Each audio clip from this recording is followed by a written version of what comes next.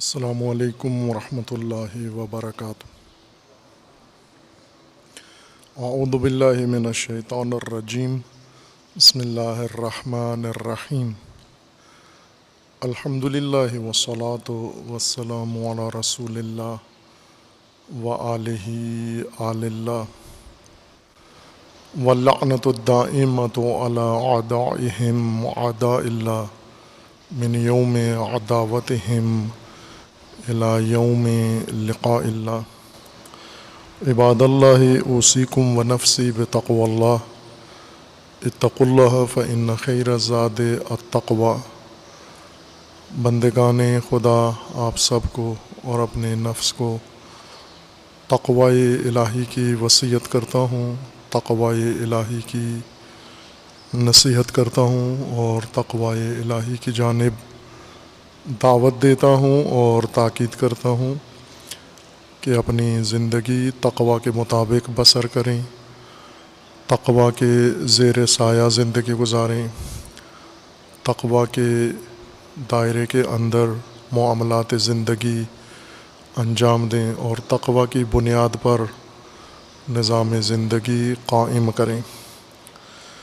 تقوی انسانی حیات کے تحفظ کے لیے حفاظتی تدبیر ہے اللہ تعالیٰ کی جانب سے، خالق حیات کی جانب سے، اور زندگی تقوی ہی کے سایہ میں محفوظ ہے۔ تقوی سے باہر اور تقوی سے خارج زندگی غیر محفوظ ہے۔ ہر طرح کا خطر، آفت و بلا انسانی زندگی کی کمین گاہ میں موجود ہے، اور فقط تقوی کے سایہ میں و تقوی کے حصار میں انسان بچ سکتا ہے۔ تقوی کے کئی عوامل ہیں، قرآن کریم میں ذکر کیے گئے ہیں، جن کی وجہ سے انسانی زندگی کو تقوی میسر آتا ہے اور انسان کی زندگی تقوی کے نعمت سے بہرہ مند ہوتی ہے۔ ان عوامل کا ذکر متعدد آیات قرآن کریم میں ہے، اور جامع آیات میں سے ایک سورہ مبارکہ انعام کی آیا 151، 52 اور 153 ہے۔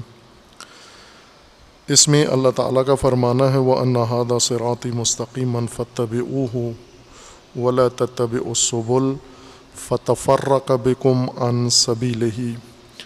یہ میرا سیدھا مستقیم راستہ ہے، اس کی پیروی کرو اور اسے چھوڑ کر دیگر راستوں کی اتباع مت کرو، وہ راستے تمہیں منتشر کر دیں گے اور صحیح راستے سے، اللہ کی راہ سے تمہیں دور کر دیں گے۔ ذالکم وصاکم بہ لعلکم تتقون، یہ وصیت ہے تمہیں اپنے پروردگار کی جانب سے تاکہ تم با تقوی بن سکو۔ تقوی تمہاری زندگی میں، تمہارے سماج میں، تمہارے ماحول میں اور تمہارے نظام میں تقوی آنے کا یہ راستہ ہے۔ اس سے پہلے اس راستے کے ارکان ذکر کیے گئے ہیں۔ سورہ آیا 152 میں ہے وَلَا تَقْرَبُوا مَالَ الْيَتِيمِ إِلَّا بِالَّتِي هِيَ أَحْسَنُ حَتَّى يَبْلُغَ أَشُدَّهُ، یتیم کے مال میں تصرف نہ کرو مگر احسن وجہ پر، اور احسن وجہ یعنی خود یتیم کے مفاد میں اور یتیم کے حق میں اور اس کی مصلحت کے مطابق یتیم کا مال مصرف کر سکتے ہو، اور اس سے ہٹ کر مال یتیم کو ہاتھ مت لگاؤ۔ وَأَوْفُوا الْكَيْلَ وَالْمِيزَانَ بِالْقِسْطِ، اور اسی طرح تم روزمرہ معاملات میں ناپ تول عدل و انصاف کے مطابق کرو۔ لا نکلف نفسا الا وسعها، اور تمہیں اللہ تعالیٰ نے جو زحمتیں اور مشقتیں یا احکام تمہارے لیے مقرر کیے ہیں وہ سب تمہاری طاقت اور وسعت کے مطابق ہیں۔ وَإِذَا قُلْتُمْ فَعْدِلُوا وَلَوْ كَانَ ذَا قُرْبَىٰ، اور جب بات کرو تو اس میں عدل کو پیمانہ قرار دو، عدل کے مطابق ہمیشہ بات کرو، اگرچہ اپنے کسی رشتہ دار کے خلاف ہی کیوں نہ ہو۔ آپ کی عادلانہ بات سے اگر آپ کے رشتہ دار کے خلاف بات جاتی ہے تو بھی آپ عادلانہ بات کیا کرو، رشتہ داری، قرابت داری، قبیلہ پروری، قوم پرستی و برادری کو بنیاد بنا کر عدالت کے خلاف بات مت کرو۔ اور پھر فرمایا ہے وَبِعَہْدِ اللَّهِ اوفو، اور اللہ کے عہد کو وفا کرو، پورا کرو۔ یہ تقوی کا سب سے اہم و بنیادی رکن ہے۔ قرآن کریم میں متعدد مقامات پر انسان کو عہد کی وفا کا حکم دیا گیا ہے۔ عہد کا بھی حکم دیا ہے کہ عہد کرو اللہ کے ساتھ، اور پھر جب عہد کر لو تو اسے وفا کرو۔ فقط عہد کر لینا کافی نہیں ہے، عہد نبھانا بھی ہے اور اس عہد کو وفا بھی کرنا ہے۔ عہد اللہ تعالیٰ نے دین کے رکن کے طور پر قرار دیا ہے، بلکہ روایات میں ہے کہ عہد مساوی ہے دین کے ساتھ، اور دین سارا ہی عہد خدا ہے، اللہ کا عہد ہے جو مومن اپنے دوش پر لیتا ہے اللہ تعالیٰ کی جانب سے۔ عہد کا معنی کیا تھا، عہد اس ذمہ داری کو کہتے ہیں جو انسان اپنے دوش پہ لیتا ہے کسی اور مصلحت کے مقابلے میں، کسی منفعت کے مقابلے میں، کسی اور عمل، کسی پاداش کے مقابلے میں انسان اپنے دوش پہ کوئی ذمہ داری لیتا ہے، ذمہ لیتا ہے، اسے عربی زبان میں عہد کہتے ہیں۔ جب انسان اپنے ذمہ کوئی کام لے لیتا ہے، کوئی ذمہ داری لیتا ہے، اس کے بدلے میں اسے مال لینا ہے، مال لے کر کوئی ذمہ داری لے لیتا ہے، یہ بھی عہد ہے۔ یا انسان کوئی ضرورت کی شے لے کر انسان اپنے ذمہ کوئی عمل لے لیتا ہے، یہ بھی عہد ہے۔ یا انسان کسی عمل کے مقابلے میں کوئی عمل اپنے ذمہ لے لیتا ہے کہ یہ عمل میں انجام دوں گا تاکہ میرے لیے مقابلے میں کوئی دوسرا عمل میرے حق میں اور میرے فائدے میں انجام دیا جائے، اس کو بھی عہد کہتے ہیں۔ اللہ تعالیٰ نے باوجود انسان کے کہ انسان اللہ کے لیے کچھ بھی نہیں کرتا، سب کچھ اپنے لیے کرتا ہے، اپنے حق میں کرتا ہے، لیکن انسان کو اپنے ہی مفاد اور اپنی ہی مصلحت کے مطابق اعمال و ذمہ داریوں کا پابند بنانے کے لیے اللہ تعالیٰ نے اس کو عنوان عہد دیا ہے، اور اس عہد کے بدلے میں اللہ تعالیٰ نے بھی عہد کیا ہے اور وعدہ کیا ہے اور ذمہ لیا ہے کہ اگر انسان اپنا عہد نبھائے تو اللہ کی طرف سے انسان کو یہ پاداش اور یہ صلہ عطا ہوگا، دنیاوی بھی اور اخروی بھی۔ حیات انسانی میں مسلسل انسان ان نعمتوں سے فیض یاب ہوتا ہے جو اللہ تعالیٰ نے انسان کے لیے عہد کے طور پر مقرر کی ہیں۔ عہد ذمہ داری ہے اور دین سب ذمہ داری ہی کا دوسرا نام ہے۔ الدین عہد کلو، دین سارا عہد کا نام ہے۔ انبیاء کرام، رسول اعظام، ائمہ اطہار علیہم السلام، یہ سب اللہ کی طرف سے منسوب ہوتے ہیں یا مبعوث ہوتے ہیں، تو اس کا مطلب یہ ہے کہ وہ متعہد ہوتے ہیں، اپنے دوش پر اپنے ذمہ عہد لیتے ہیں، ذمہ داری اپنے دوش پر لے لیتے ہیں۔ کیوں لے لیتے ہیں؟ چونکہ نہ اس لیے کہ انہیں پاداش میں کچھ ملے، اس کے بدلے میں انہیں کوئی صلہ ملے۔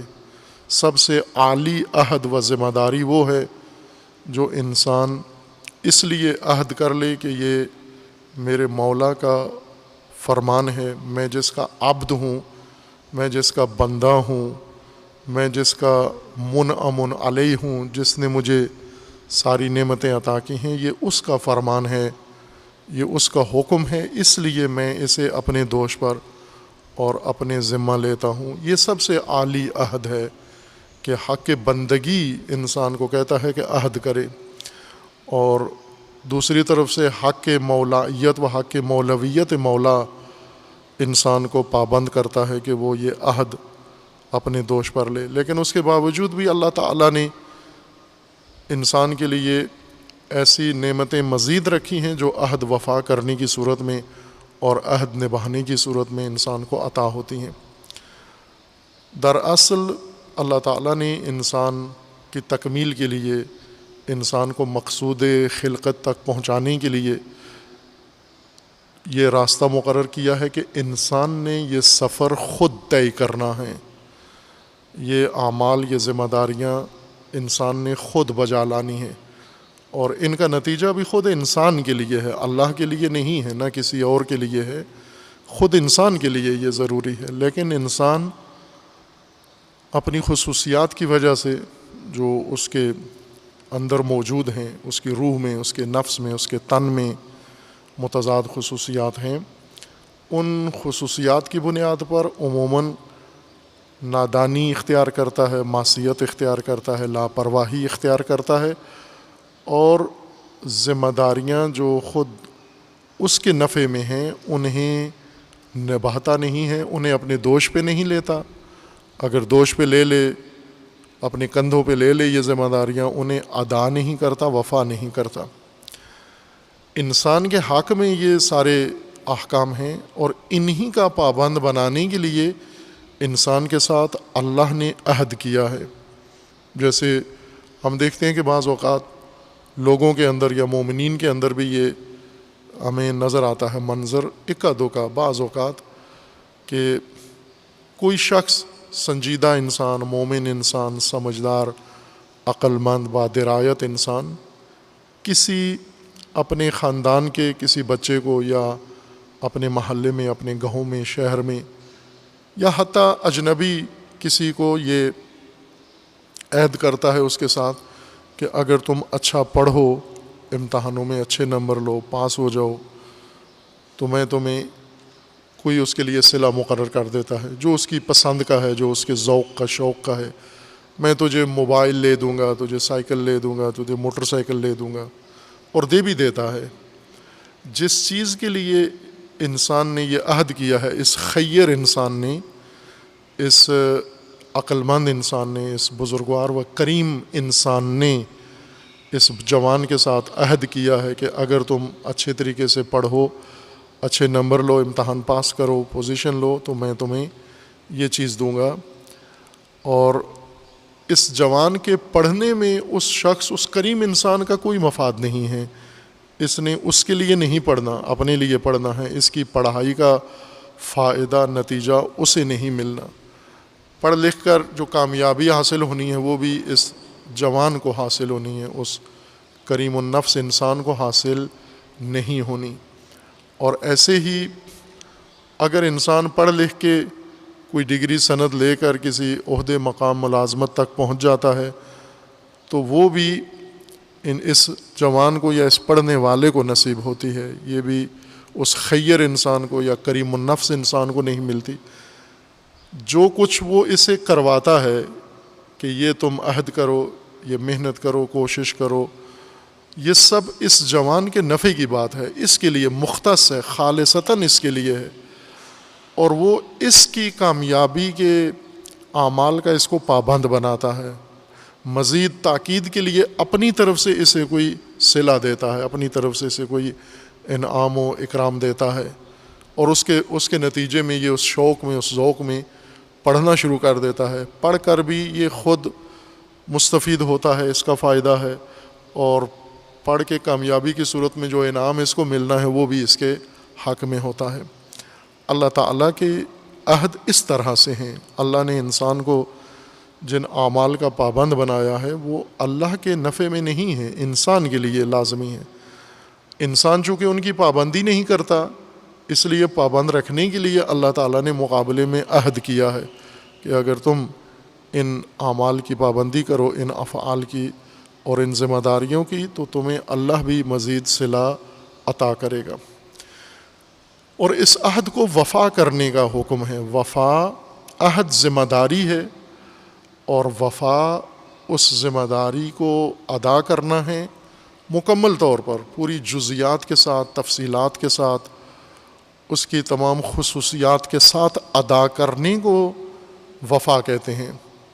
جیسے وفات اور وفا دونوں ایک ہی معنی رکھتے ہیں۔ وفات ہو گئی ہے یعنی مکمل طور پر ملک الموت نے انسان کی روح کو، تمام تعلقات، تمام روابط اس کے ختم کر کے، کاٹ کے اپنی گرفت میں اور اپنی گرپ میں لے لیا ہے، اپنے اختیار میں لے لیا ہے، مکمل رابطہ کاٹ کر اپنے قبضے میں لے لینے کو وفات کہتے ہیں۔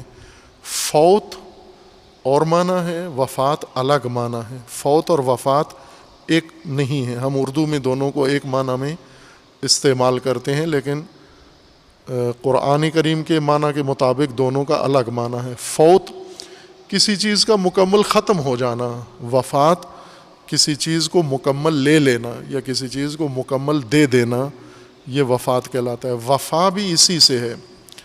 وفا جو ذمہ داری آپ نے اپنے دوش پر لی تھی، جو وعدہ کیا تھا، جو عہد کیا تھا، اس کو پوری جزیات کے ساتھ، تفصیلات کے ساتھ، تمام حقیقت کے ساتھ اس کو ادا کر دیں آپ، یہ وفا کیا ہے آپ نے۔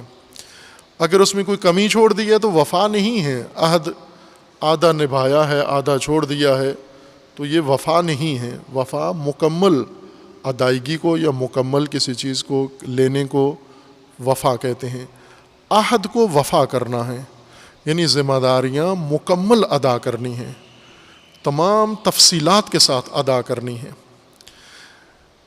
جیسا پہلے اشارہ کیا تھا، شہید مطہری رضوان اللہ تعالیٰ علیہ کے اس تجزیہ کے مطابق انہوں نے المیہ امت اسلامی کا یہ ذکر کیا تھا کہ امت اسلامی اگرچہ اس کے اندر مختلف قسم کے عوامل موجود ہیں، فاسد لوگ بھی موجود ہیں، گمراہ لوگ موجود ہیں، بدکار لوگ موجود ہیں، لیکن یہ پوری امت کے لیے نقصان دہ نہیں ہے۔ یہ اپنا نقصان زیادہ کرتے ہیں، سب سے زیادہ امت کے لیے نقصان دہ لوگ، جس کی وجہ سے اسلامی امت پسماندہ ہے، عقب ماندہ ہے، فقیر ہے، مفلس ہے، غلام ہے، محکوم ہے اور ذلیل ہے کفار کے سامنے، وہ یہ فساد، یہ چوریاں، ڈکیتیاں یہ نہیں ہیں، ان کی وجہ سے نہیں ہے۔ چونکہ ان کاموں میں ترقی یافتہ ممالک زیادہ آگے ہیں، وہ بڑی چوریاں کرتے ہیں، وہ بڑی ڈکیتیاں کرتے ہیں۔ مسلمان ڈکیت کوئی گھر لوٹ لیتا ہے، گلی لوٹ لیتا ہے، اور امریکہ پورا ملک لوٹ لیتا ہے، برطانیہ پورا براعظم لوٹ لیتا ہے، لہذا وہ چوری ڈکیتی میں ان سے آگے ہیں۔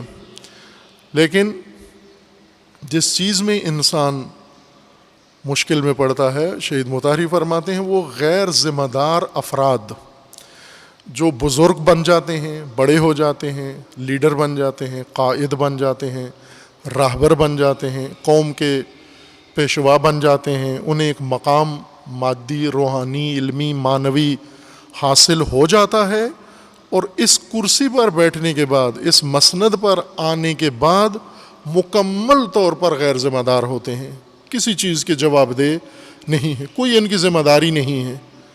قوم ڈوب جائے، غرق ہو جائے، مر جائے، وبا لگ جائے، کچھ بھی ہو، یہ ٹس سے مس نہیں ہوتے، بلکہ یہ خود قوم سے طلبکار ہوتے ہیں۔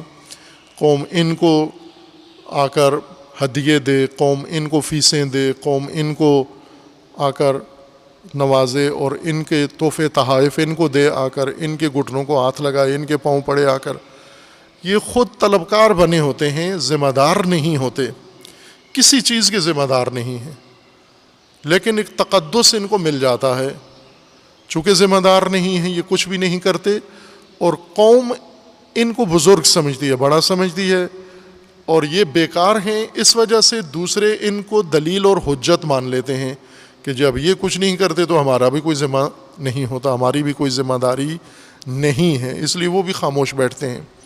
لوگ بھی کوئی عہد و ذمہ داری اپنے دوش پر نہیں لیتے، اس لیے یہ زیادہ بڑا خطاکار طبقہ یہ ہے کہ جو ایک قوم کے اندر ایک مقام حاصل کر کے اور پھر غیر ذمہ دار بن کر زندگی بسر کرتے ہیں۔ یہ خود بھی غیر متعہد ہوتے ہیں، کوئی عہد نہیں ہوتا، اور دوسرے بھی ان کی دیکھا دیکھی جو ان سے متاثر ہیں وہ بھی اپنے عہد سارے توڑ دیتے ہیں، چھوڑ دیتے ہیں۔ اور ان کے بعد دوسرا طبقہ یا انہی کی دوسری قسم یہ ہے جو وفا نہیں کرتے۔ ہم اگر پاکستان میں اپنے ملکی مسائل کا جائزہ لیں تو بڑی خرابی کہاں ہے، کس جگہ ہے بڑی خرابی؟ ہر ایک اپنی جگہ پر ایک خرابی ذکر کرتا ہے، ہمارے موجودہ وزیر اعظم وہ یہ کہتے ہیں کہ اپوزیشن ساری خرابیوں کی ذمہ دار ہے، وہ بھی ایک دو سیاسی جماعتیں، تمام پاکستان کی تمام مشکلات کی ذمہ دار یہ جماعتیں ہیں اور ان کے دو چار افراد ہیں۔ ان کو اگر پکڑ لیں، جکڑ لیں اور لٹکا دیں تو ان کے نزدیک سارے ملک کے مسائل سارے حل ہو سکتے ہیں۔ اب یہ کتنی درست ہے یہ بات، کتنی غلط ہے یہ علیحدہ موضوع ہے، سب سمجھتے ہیں کہ یہ موقف کتنا ٹھیک ہے، اس میں کوئی شک نہیں ہے۔ کرپشن اور بدعنوانی اور دھوکہ دہی ہے، سیاستدانوں میں زیادہ ہے، حکمرانوں میں سب سے بڑھ کر ہے، لیکن یہ اصل مسئلہ نہیں ہے قوم کا، اصل بنیاد یہ نہیں ہے۔ بنیاد ہے کہ آپ کی تہذیب، آپ کے دین، آپ کے قومی مزاج اور آپ کے تعلیمی نصاب میں عہد اور وفا شامل نہیں ہے۔ آپ کے تعلیم کے نصاب میں دونوں چیزیں نہیں ہیں، نہ عہد ہے اور نہ وفا ہے۔ بد عہدی اور بے عہدی آپ کی اصل مشکل ہے، اور اسی طرح بے وفائی اور بد وفائی ہماری بڑی مشکل ہے، اساسی مشکل ہے۔ آپ ملکی نظام کے جتنے بھی ذمہ داران ہیں کئی شعبوں میں ہیں، خواہ وہ اسٹیبلشمنٹ میں ہو، اس ہیئت مقتدرہ کے افراد ہوں، حکمران ہوں، پارلیمنٹ میں بیٹھے ہوئے قانون ساز لوگ ہوں، عدالتوں میں بیٹھے ہوئے قضات ہوں اور عدالتوں میں پیش ہونے والے وکلاء ہوں، یا افسر شاہی بیوروکریسی میں بیٹھے ہوئے افسران ادنا و اعلیٰ ہوں، یا اسی طرح تعلیمی نظام میں کالجوں یونیورسٹیوں میں بیٹھے ہوئے لیکچرر اور پروفیسر ہوں، اور دیگر ادیان میں، مذاہب میں، مدرسوں میں بیٹھے ہوئے علماء ہوں، یا ممبروں پہ بیٹھے ہوئے خطباء ہوں، یا صنعت میں بیٹھے ہوئے صنعت کار ہوں، یا کھیتوں میں کام کرنے والے دہقان ہوں، ان سب کی ایک مشترکہ خصلت ہے، وہ یہ کہ جس میدان میں ہیں وہاں اپنے آپ کو کسی عہد کا پابند نہیں سمجھتے، اپنے دوش پہ کوئی عہد نہیں سمجھتے کہ میں جس ملک میں رہتا ہوں، جس قوم کا حصہ ہوں، جس دین کا حصہ ہوں، جس مذہب میں ہوں، جس نظام میں ہوں، میں اس کے مقابلے میں کوئی عہد بھی رکھتا ہوں، کوئی ذمہ داری بھی رکھتا ہوں۔ اور ثانیاً یہ کہ اب جب کہ ذمہ داری برفرض کوئی احساس کر لے یا بنتی ہے اور اسے توجہ نہیں ہے، اس ذمہ داری کو ادا نہیں کرتا۔ کتنی ادا کرتا ہے ذمہ داری؟ آپ کسی بھی شعبے میں مثال لے لیں، کوئی ایک شعبہ لے لیں۔ صنعت کار آیا وفا کرتا ہے خالص چیز بنا کر، اس کا حق ادا کرتا ہے کہ میں جو چیز بیچنے جا رہا ہوں، مارکیٹ میں دینے جا رہا ہوں، یہ بالکل خالص ہو، چونکہ میں پیسے خالص چیز کے لیتا ہوں، نام میں نے خالص رکھا ہوا ہے اور ملاوٹ کر کے بیچتا ہے، بس مکمل طور پر ادا نہیں کر رہا اپنا حق اور اپنی ذمہ داری۔ اسی طرح آپ کسانوں کو دیکھیں، وہ مکمل طور پر حق ادا نہیں کرتے، گندے پانی سے کھیتی باڑی کرتے ہیں، گندے پانی سے، آلودہ پانی سے، گٹر کے پانی سے، یعنی دوسرے لفظوں میں بول و براز، پیشاب، شہروں کا پیشاب دریا جتنا ہوتا ہے، لاہور کا، کراچی کا، یہ سارا گھروں سے نکل کے نالوں میں جاتا ہے، اور وہ نالا باقاعدہ دریائے راوی جتنا بڑا طغیانی والا نالا ہوتا ہے، اس سے آگے نہریں نکال کر، نالے بنا کر کھیتی باڑی کرتے ہیں۔ خوب یہ کسانوں کا کام ہے۔ اسی طرح پھر آگے منڈیوں میں بیٹھے ہوئے دلال ہیں، اور ہر شعبہ، آج کل وبا کا زمانہ ہے، وبا کے زمانے میں ہسپتالوں میں جائیں آپ، وہ لوگ جو علاج معالجے کے وسائل فروخت کرتے ہیں، دوائیاں فروخت کرتے ہیں یا بناتے ہیں، ان کا عمل، ان کے کرتوت دیکھیں کیا ہیں کہ وہ 1% بھی عہد اپنا وفا نہیں کر رہے، 1% ادا نہیں کر رہے، خالصتاً سود خواری، حرام خواری اور مفاد پرستی میں لگے ہوئے ہیں۔ ایسے ہی آپ بیوروکریسی میں جائیں، آپ بیوروکریسی میں ہر افسر، ہر کلرک، بیٹھا ہوا وہاں پر جو ذمہ داری جس کی تنخواہ لیتا ہے اور جتنے وقت کی تنخواہ لیتا ہے اور جس کام کے بدلے تنخواہ لیتا ہے وہ کام کرنے کے لیے تیار نہیں ہے اور نہ کرتا ہے، جب تک اوپر سے اضافی حرام نہ لے لے وہ قانونی جائز کام کسی کا انجام نہیں دیتا۔ ایسے ہی جو تعلیمی اداروں کے اندر افراد ہیں وہ تعلیمی اداروں سے معاوضہ لیتے ہیں، پاکستان کی یونیورسٹیوں سے، کالجوں سے، اسکولوں سے معاوضہ لیتے ہیں، کھربوں روپیہ ان کا ماہانہ معاوضہ بنتا ہے۔ خوب یہ معاوضہ جو ان کو دیا جاتا ہے، آیا یہ اس کے بدلے میں جو ذمہ داری ہے قوم کے بچوں کو تعلیم دینا یہ دیتے ہیں؟ یہ وقت پہ حاضر نہیں ہوتے، یہ روزانہ اسکول میں نہیں آتے، روزانہ کالج میں نہیں آتے، یہ اپنی فیملی کو لے کے پکنک میں گئے ہوئے ہیں یا ملک کے اندر یا ملک سے باہر، اور ادھر کوئی دوسرا ان کی حاضریاں لگا رہا ہے، دوسرا شخص ان کی جگہ حاضریاں لگا رہا ہے۔ وہ وفا نہیں کر رہے اپنے عہد کو، ذمہ دار اپنے آپ کو سمجھتے نہیں ہیں۔ جب پوری قوم کا یہ مزاج بن جائے، ہر جگہ جو آدمی بیٹھا ہوا ہے وہ اپنی ذمہ داری کا احساس نہیں کر رہا کہ میری ذمہ داری بنتی ہے کچھ، یا پیسے کے بدلے میں یا معاوضے کے بدلے میں یا جو بھی نفع مجھے مل رہا ہے میں حاصل کر رہا ہوں، کما رہا ہوں، تنخواہ لے رہا ہوں، میں اس کے بدلے میں ذمہ دار ہوں، اور جتنی مجھے تنخواہ دی جاتی ہے اتنا میں ذمہ داری ادا کروں، وفا کروں، اس کو میں وفا کروں۔ مثلا عموماً پاکستان کے اندر اور باقی دنیا میں بھی ایک سٹینڈرڈ ہے کہ 8 گھنٹے دفتری اوقات کام ہوتا ہے کمپنیوں کا، سرکاری سارا۔ خوب 8 گھنٹے کی یہ تنخواہ لیتا ہے، مکمل 8 گھنٹے، 1 منٹ اوپر نیچے نہیں ہوتا۔ خوب یہ 8 گھنٹے روزانہ کام کرتا ہے ہر آدمی پاکستان کے اداروں میں، پاکستان کے محکموں میں، پاکستان کی کمپنیوں میں، پاکستان کی عدالتوں میں، پاکستان کے سرکاری غیر سرکاری اداروں کے اندر۔ کتنا کام کرتے ہیں روزانہ؟ 8 منٹ بھی نہیں کرتے، 8 منٹ بھی نہیں کرتے۔ جب قوم اتنی بدعہد اور غیر ذمہ دار ہو جائے، فرد فرد اس کا بدعہدی اور بے عہدی کا شکار ہو جائے، بیمار، یہ بیماری لگ جائے، قومی بیماری بدعہدی اور بے عہدی کی، اور پھر بے وفائی کی، کہ وفا بھی نہیں کرنی۔ وفا یعنی اپنی ذمہ داری مکمل ادا کرنا۔ مجھے یہ کہا گیا تھا کہ آپ فرض کریں 1 گھنٹہ کام کرو، وہ 1 گھنٹہ مکمل میں کام کروں، اور یوں نہیں کہ 1 گھنٹہ صرف گزاروں، بلکہ اس 1 گھنٹہ میں مجھے کیا کرنا تھا یہ بھی متعین تھا، وہ بھی مکمل کروں۔ فرض کریں جو دیوار بنا رہا ہے اسے یہ کہا گیا کہ 1 گھنٹے میں آپ نے اتنی دیوار بنانی ہے، اتنا آپ نے معاوضہ لینا ہے، یا ایک دہاڑی میں 8 گھنٹوں میں آپ نے یہ دیوار بنانی ہے، اتنا معاوضہ لینا ہے۔ یہی کی میں مثال دیتا ہوں، یہی مسجد جب بن رہی تھی، اس میں تعمیرات کا کام ہو رہا تھا، ابھی بھی جاری ہے۔ اس وقت زیادہ افراد تھے، تقریباً 60-70 کے قریب مستری تھے اور 100 سے زیادہ مزدور تھے، اور مجموعی طور پر 200-250 مل ملا کے باقی افراد یہی مسجد ہی میں تعمیرات کر رہے تھے۔ روزانہ میں خود بیٹھ کر ان کے کام کا جائزہ لیتا تھا کہ یہ کتنا کام کرتے ہیں۔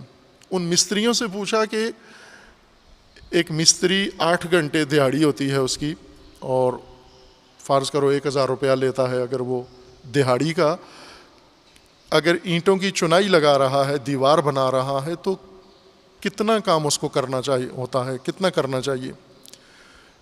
تو انہوں نے پیمائشوں کے تحت بتایا، بعضوں نے گنتی کے ساتھ بتایا۔ ایک چیز جو سب کے باتوں میں مشترک تھی وہ یہ تھی کہ 1500 اینٹ ایک مستری کو لگانا ہوتی ہے۔ 1500 اینٹ 8 گھنٹوں میں ایک مستری لگاتا ہے،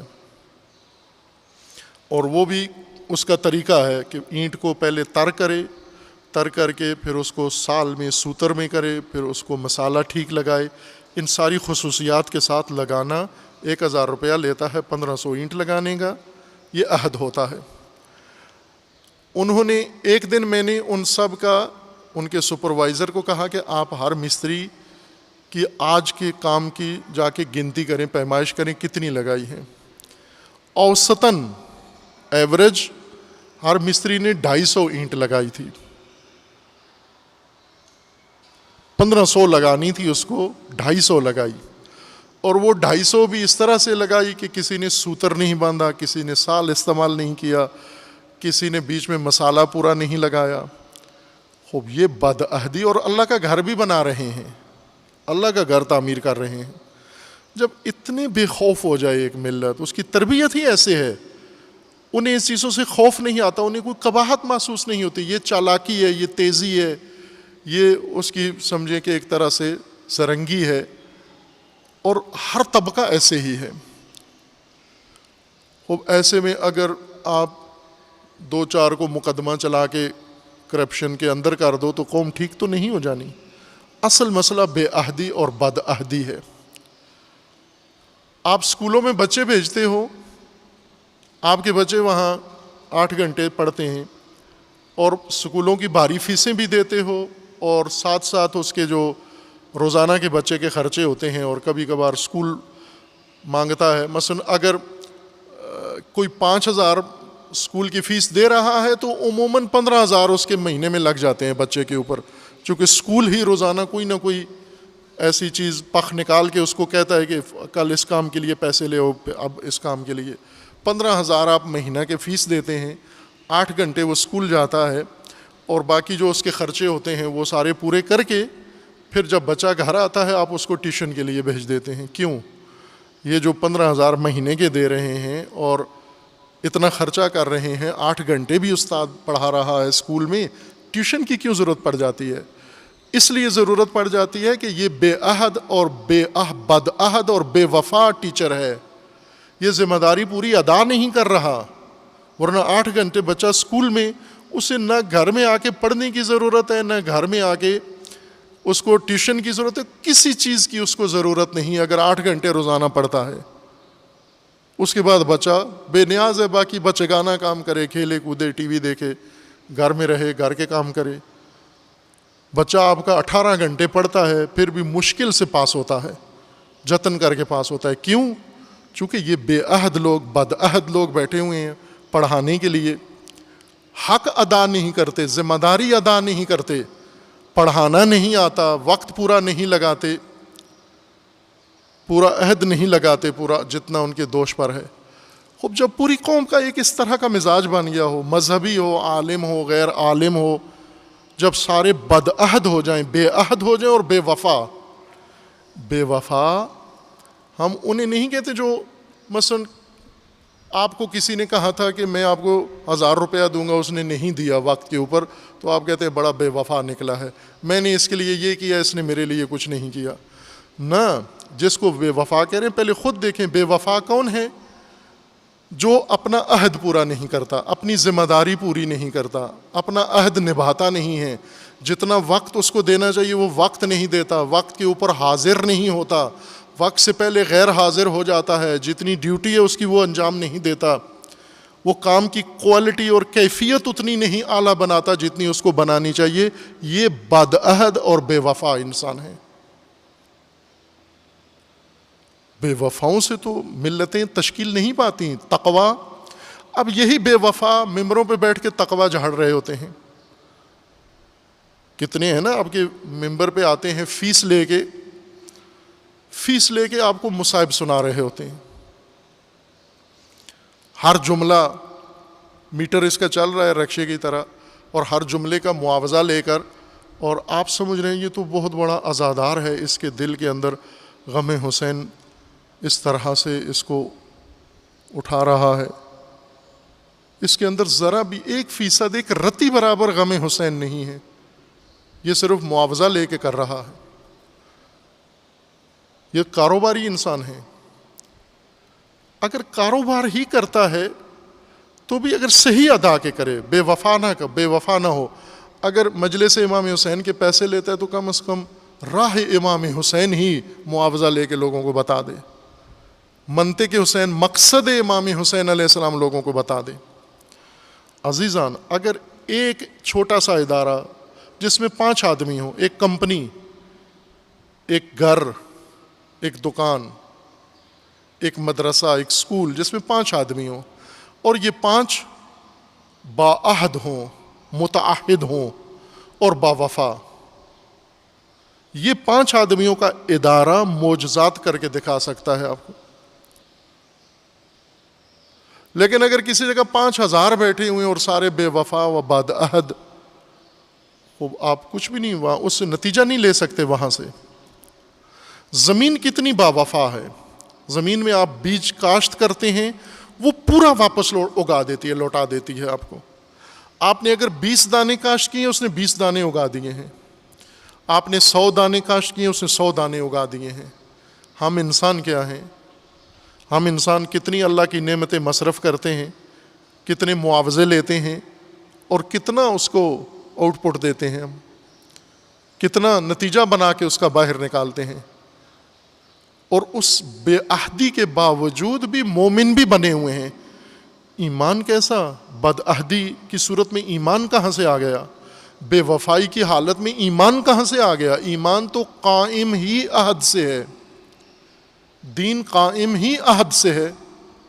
عہد کے متعلق اور ایمان کے متعلق سب سے جامع آیت قرآن کریم میں سورہ مبارکہ بقرہ کی آیا 177 ہے. ہم اسی خطبے میں, جمعے کے خطبہ میں پہلے پڑھ چکے ہیں یہ آیہ کریمہ, آیہ 177 سورہ بقرہ. اللہ تعالیٰ کا فرمانا ہے, یہ غلط فہمی نزول قرآن کے وقت لوگوں کے ذہنوں میں تھی جو ابھی تک نکلی نہیں ہے. اس آیت کے نزول کے بعد بھی آیت نازل ہو گئی, 1400 سال سے قرآن میں ہے. ہم قرآن پڑھتے ہیں, مردوں کو سناتے ہیں, لیکن زندوں پہ ذرا اثر اس آیت کا نہیں ہوا. کتنے قاریوں نے یہ آیت پڑھی ہے, کتنے حافظوں نے یہ آیت رٹی ہے, کتنے خطیبوں نے اس آیت پہ لیکچر دیے ہیں, کتنے مفسرین نے اس آیت پہ تفسیریں لکھی ہیں, صفحات لکھے ہیں, لیکن ذرا برابر اثر اس آیت کا اپنے وجود پر ہوا یا نہیں ہوا. وہ آیت توجہ فرمائیے ہے, لیس البر ان تولوا وجوہکم قبل المشرق والمغرب. بر, دین, درست راستہ یہ نہیں ہے کہ مشرق کو منہ کرنا ہے یا مغرب کو منہ کرنا ہے. مشرق اور مغرب منہ کر کے بیٹھنا بر نہیں ہے, یہ نیکی نہیں ہے, یہ دین نہیں ہے. اسے نہ معیار بناؤ کہ مشرق کو بیٹھا ہے فلاں, مغرب کو بیٹھا ہے.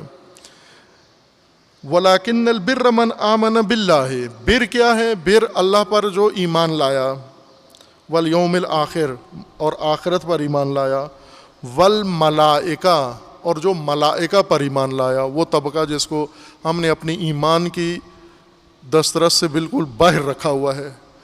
اب کتنے مسلکی جتنے مومنین ہیں, جب ان سے کہو ایمان کی بات کریں, کوئی ذکر مثلا اصول دین میں, کسی کے اصول دین میں ملائکہ پر ایمان شامل ہے؟ قرآن میں ہے. قرآن میں مومن ہونے کے لیے ملائکہ پر ایمان لازمی ہے, لیکن کسی مسلک کے اندر ایمان ملائکہ پر ایمان اور کتب آسمانی پر ایمان یہ شامل نہیں ہے. آیا 177 گھروں میں جا کے ترجمہ پڑھ لینا, حفظ بھی کر لیں آیت کو, اچھا ہے. لیس البر ان تولوا وجوہکم قبل المشرق والمغرب ولکن البر من آمن باللہ والیوم الآخر والملائکہ. اللہ پر ایمان لائے, آخرت پر ایمان لائے اور ملائکہ پر ایمان لائے. یہ ایمان کا حصہ, یہ بر ہے, یہ درست ہے. مشرق کو منہ کرنا ہے, مغرب کو منہ کرنا ہے, یہ نہیں ہے ایمان. والکتب والکتاب والملائکۃ والکتاب والنبیین, کتب پر ایمان لانا, انبیاء پر ایمان لانا. وآت المال علی حبہ اور اپنی ضرورت, اپنی ضرورت اور خواہش اور حب مال کے باوجود اللہ کی راہ میں مال دینا. کس کو دینا؟ ذوی القربى والیتامى والمساکین وابن السبیل والسائلین وفی الرقاب. ان طبقات پر اپنا مال خرچ کرنا اپنی ضرورت کے باوجود. یہ نہیں کہا گیا فالتو مال, بچت اپنی ضرورت کے باوجود ان کو مال دینا. یہ ضرورت مندوں کو کون سے ہیں؟ ذوی القربا, تمہارے اپنے عزیز و اقربا جن کی ضرورتیں پوری نہیں ہیں. والیتامى, یتیم, اپنی ضرورتوں کے باوجود ان کی مدد کرنا. والمساکین, جو مسکین ہیں ان کو مدد کرنا. وابن السبیل, اور وہ جو نہ یتیم ہیں, نہ فقیر ہیں, نہ مسکین ہیں, بلکہ اپنے وطن سے, اپنے گھر سے باہر ہیں, اپنے علاقے سے باہر ہیں, اور آج اپنے علاقے میں ان کے پاس بہت کچھ ہے لیکن دیار غیر میں، دیار غربت میں ان کے پاس کچھ بھی نہیں ہے، ضرورت مند ہو گئے ہیں، ان ضرورت مندوں کی مدد کرنا۔ ابن سبیل والسائلین، اور وہ جو آپ سے مدد طلب کرتے ہیں، وفی الرقاب، وہ جن کی گردنیں پھنسی ہوئی ہیں، جو کسی وجہ سے، کسی لین دین کی وجہ سے، کسی اور معاملے کی وجہ سے ان کی گردنوں پہ کچھ آ گیا ہے، جیسے غلام ہیں جن کو غلام بنا لیا گیا ہے، قیدی ہیں، یا کسی قرض میں ڈوبے ہوئے ہیں، یہ جن کی گردنیں پھنسی ہوئی ہیں، ان کی گردنیں آزاد کرائیں آپ۔ یہ ایمان ہے۔ وَإِقَامَ الصَّلَاةِ وَآتَى الزَّكَاةَ، نماز قائم کرنا ایمان ہے اور زکوٰۃ ادا کرنا ایمان ہے۔ مشرق و مغرب بیٹھنا ایمان نہیں ہے۔ وَالْمُوفُونَ بِعَهْدِهِمْ إِذَا عَاهَدُوا، اور وہ جو وفا کرتے ہیں اپنے عہد کو، اپنی ذمہ داری کو مکمل طور پر ادا کرتے ہیں۔ آپ کئی لوگ ایسے دیکھتے ہیں جو عہد چھوڑ کے، ترک عہد کر کے مشرق کو منہ کرنے آ گئے، مغرب کو منہ کرنے آ گئے۔ کتنے ایسے لوگ ہیں۔ میں اپنی طالب علمی کا قصہ آپ بیتی سنایا ہوا ہے پہلے بھی مجالس میں۔ ہاسٹل میں تھے طالب علمی میں، اور وہاں ہاسٹل میں باورچی نہیں تھا، خود طلباء کمیٹیاں بنائی ہوئی تھیں اور باری باری کھانا پکاتے بھی تھے اور کام بھی کرتے تھے۔ ہماری کمیٹی میں جس میں میں تھا، عضو تھا، اس میں اور 3-4 تھے، اور ان میں ایک بڑا متدین نیک پرہیزگار طالب علم تھا، اور اس کا طریقہ کار یہ تھا کہ جب بھی کاٹنے کا وقت ہوتا وہ قرآن کھول کے بیٹھ جاتا پڑھنے کے لیے، جب پکانے کا وقت ہوتا وہ قرآن کھول کے بیٹھ جاتا پڑھنے کے لیے، جب دھونے کا وقت ہوتا وہ قرآن کھول کے بیٹھ جاتا پڑھنے کے لیے۔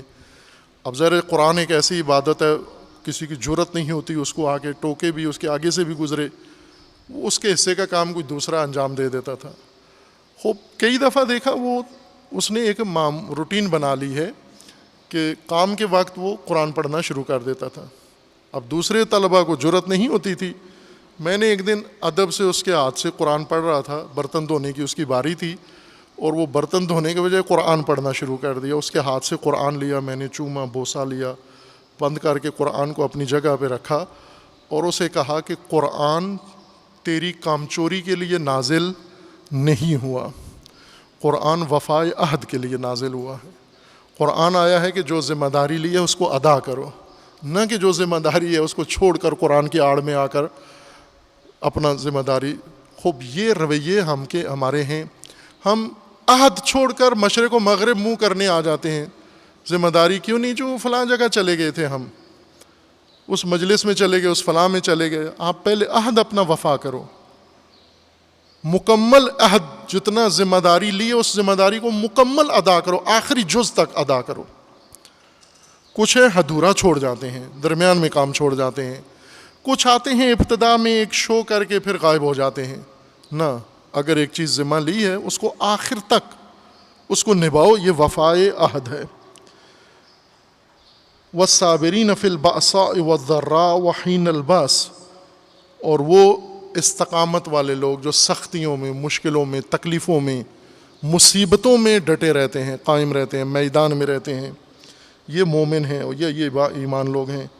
اولئک الذین صدقوا واولئک هم المتقون، یہ صدیق ہیں، یہ سچے ہیں، یہ درست لوگ ہیں، اور یہ باتقوا لوگ ہیں۔ وہ جو مشرق و مغرب منہ کر کے بیٹھے ہوئے ہیں ذمہ داریاں چھوڑ کر، یہ نہیں ہیں، یہ نہ باتقوا لوگ ہیں اور نہ ہی صدیق اور صادق لوگ ہیں۔ عزیزان، یہ اساس، یہ جڑ ہے ہماری۔ اپنی ذات سے شروع کریں، آغاز کریں۔ عہد اور وفا، اپنی ذات میں دیکھیں کیا کیفیت ہے، عہد کی کیا کیفیت ہے، کیا ذمہ داریاں لی ہوئی ہیں، کیا ذمہ داریاں دھری ہوئی ہیں اور ہم آنکھیں بند کی ہوئی ہیں، کتنی ذمہ داریاں ہیں ہماری توجہ ہی نہیں ہے ان کی طرف کہ یہ بھی میری ذمہ داری بنتی تھی، میں یہ لوں، یہ میں لوں اپنے دوش پر یہ ذمہ داریاں، دین کی ذمہ داریاں، قوم کی ذمہ داریاں، مکتب کی ذمہ داریاں، یہ ساری آپ کے دوش پر ہیں۔ شہید مطہری جو فرماتے ہیں کہ بڑا المیہ امت اسلامی کا بے عہد لوگ ہیں، بے عہد مقدسین ہیں، وہ ہر زمانے میں اس کی مثالیں موجود ہیں۔ آج پوری دنیا اسلام جس آگ میں جل رہی ہے، اور اس کے مقابلے میں آپ گنتی کریں کتنے علماء اسلام دنیا میں موجود ہیں، ہر ملک کے اندر کتنا دین کا بجٹ کھا رہے ہیں، اور اس بجٹ کے مقابلے میں ذمہ داری کتنی ادا کر رہے ہیں، کس کس چیز کے بدلے میں ذمہ دار ہیں۔ آپ اپنے ملک میں دیکھ لیں، قومی حالات دیکھ لیں، مذہبی دینی حالات دیکھ لیں، اور اس کے بدلے میں ذمہ داریاں کتنی بنتی ہیں، اور کتنی کس نے عہدے پہ لی ہوئی ہیں، کتنی ذمہ داریاں عہدے پہ لی ہوئی ہیں۔ اور عہد کو جو وفا نہ کرے، اپنا عہد نہ نبھائے، اس کے لیے قرآن کریم نے بہت سخت رویہ اپنایا ہے۔ آپ چند آیات قرآن کریم کی مشاہدہ فرمائیں جس میں اللہ تعالیٰ نے عہد نہ رکھنے والے اور عہد کو توڑ دینے والے، جو عہد نہیں نبھاتے یا وفا نہیں کرتے، ان کے بارے میں حق تعالیٰ نے کیا بیان فرمایا ہے۔ دونوں کا ذکر ہے، جو عہد پورا کرتے ہیں ان کا بھی ذکر ہے، اور جو عہد نہیں نبھاتے ان کا بھی ذکر ہے۔ کئی آیات ہیں جن میں اللہ تعالیٰ کا فرمانا ہے کہ عہد آپ سے پوچھا جائے گا۔ سورہ اسراء کی آیت ہے، ان العہد کان مسئولا، عہد کے بارے میں سوال کیا جائے گا، سوال قبر۔ قبر میں پہلا سوال یہی کیا جائے گا، ذمہ داریاں کتنی نبھا کے آئے ہو، کتنے عہد وفا کر کے آئے ہو۔ عہد یعنی جو ذمہ داریاں بنتی ہیں، جو کام آپ کے انجام دینے کے اوپر موقوف تھے، آپ کو انجام دینے تھے، وہ سب آپ کے عہد ہیں، کتنے نبھا کے آئے ہو۔ آپ کے دور میں عہد نہیں تھا، کوئی ذمہ داری نہیں تھی کوئی، اگر تھی تو آپ نے کتنی دوش پہ لیں، اور ان میں سے کتنے عہد آپ نے نبھائے۔ یہ سوال قبر ہے، یہ پوچھا جائے گا۔ ہم نے آسان پرچہ قبر کا بنایا ہے، اور رائے حل بھی آسان نکال لیا ہے کہ ہماری جگہ پرچہ بھی کوئی اور دے گا، مولا۔ قبر میں مولا آئیں گے، منکر نکیر سوال ہم سے کریں گے، جواب مولا دیں گے۔ یہ آپ نے اپنے لیے ایک گڑھا ہوا ہے راستہ، اللہ نے تو اس طرح سے نہیں رکھا ہوا۔ اللہ کا نظام یہ ہے کہ تم میں سے ہر ایک مسئول ہے، ہر ایک کا ایک عہد ہے۔ کلکم راعٍ و کلکم مسئول، تم میں سے ہر ایک جواب دہ ہے، ہر ایک ذمہ دار ہے، ہر ایک اپنی ذمہ داری کا جواب دہ ہے، اس سے سوال کیا جائے گا، پوچھا جائے گا، مسئول ہو تم۔ مسئول اب فارسی سے آہستہ آہستہ اردو میں بھی رائج ہونا شروع ہو گیا ہے۔ مسئول سے عموماً ہم مراد لیتے ہیں کوئی مینیجر، ڈائریکٹر، انچارج، نہ، مسئول جس سے پوچھا جائے، جواب دے۔ سائل سوال کرنے والا، مسئول جس سے پوچھا جائے، جواب دینے والا، جس سے کسی چیز کا جواب لیا جائے کہ یہ کیوں ہوا، یہ کیسے ہوا، یہ کیوں نہیں ہوا۔ کلکم راعٍ و کلکم مسئول وَإِنَّ الْعَهْدَ كَانَ مَسْئُولًا، عہد کے بارے میں تم سے پوچھا جائے گا۔ وَكَانَ عَهْدُ اللَّهِ مَسْئُولًا، اللہ کے عہد کا تم سے سوال کیا جائے گا، پوچھا جائے گا۔ اور اللہ تعالیٰ کا فرمانا ہے کہ اوفوا بعہدی اوف بعہدکم، جو میرے عہد تم پر ہیں وہ تم پورے کرو، وفا کرو، اور جو تمہارے عہد مجھ پر ہیں وہ میں وفا کروں گا۔ میں اپنے عہد وفا کروں گا جو تمہارے لیے ہیں، تم اپنے عہد وفا کرو جو اللہ کے ساتھ تم نے کیے ہوئے ہیں۔ لیکن وہ لوگ جو عہد پورے نہیں کرتے وہ کون ہیں؟ جو عہد توڑ دیتے ہیں۔ وَإِن نَكَثُوا أَيْمَانَهُم مِّن بَعْدِ عَهْدِهِمْ وَطَعَنُوا فِي دِينِكُمْ فَقَاتِلُوا أَئِمَّةَ الْكُفْرِ فَإِنَّهُمْ لَا أَيْمَانَ لَهُمْ، جن لوگوں نے عہد کیا یا نہیں کیا، عہد کرتے ہی نہیں ہیں یا عہد کر کے توڑ دیتے ہیں۔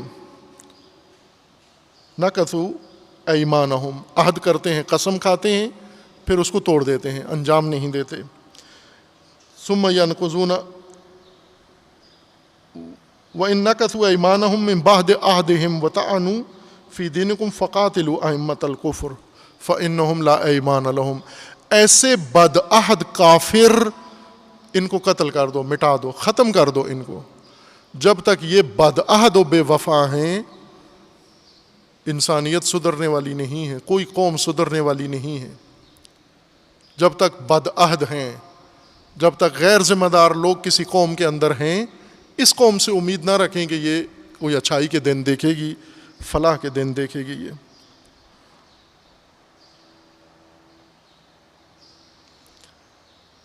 اور آیے دیگر میں اللہ تعالیٰ کا فرمانا ہے کہ یہ جو عہد توڑ دیتے ہیں، عہد اپنا وفا نہیں کرتے، یہ ملعون ہیں، یہ ظالم ہیں، اصل ظالم عہد شکن ہیں، جو ذمہ داری لے کے نبھاتے نہیں ہیں، ادا نہیں کرتے، اسے تکمیل نہیں کرتے، اسے وفا نہیں کرتے۔ یہ وفا کے اوپر زیادہ توجہ رکھیں آپ، کہ وفا ہماری روزمرہ زندگی کی وہ قدر ہے جس کی اساس پر ہماری زندگی قائم ہے۔ جو ذمہ داری ہے اسے مکمل ادا کرنا، آخری جز تک ادا کرنا۔